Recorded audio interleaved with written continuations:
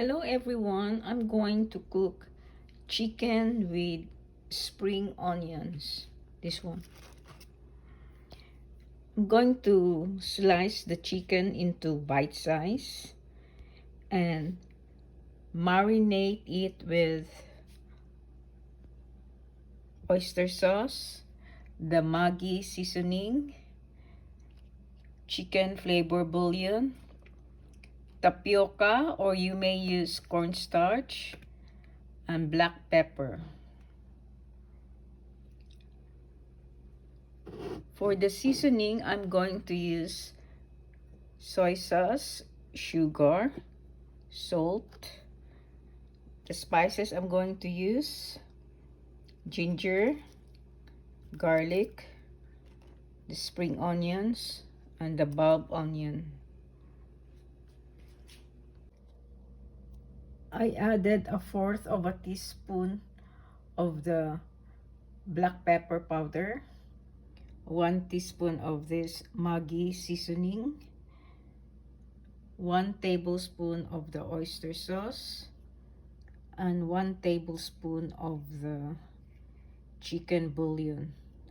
And now I'm going to add the tapioca powder, about 1 tablespoon.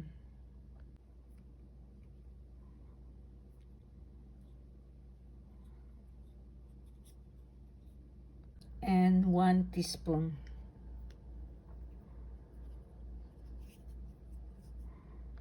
I'm going to let the chicken marinate for 1 hour. The ideal time is between 1 to 3 hours. Put some olive oil or your favorite vegetable oil on the pan. Ginger. I'm going to wait for the ginger to smell, then I'm going to add the onions. I can smell the ginger, so time for the onions. I also added the white stems of the spring onion.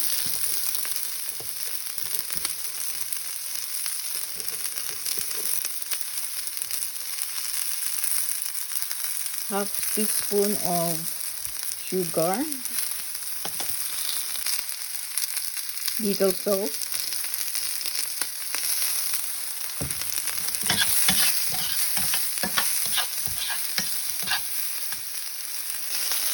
minced garlic,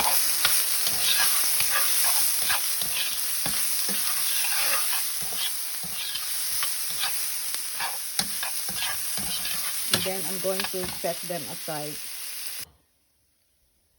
Add oil to the pan, then the chicken,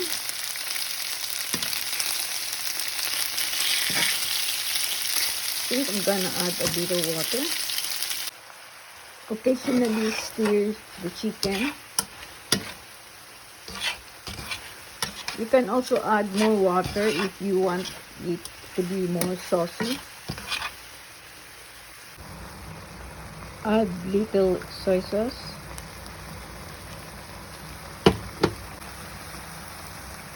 Adjust with black pepper powder and salt. This is according to your taste. Add the cooked onions and the green onions too.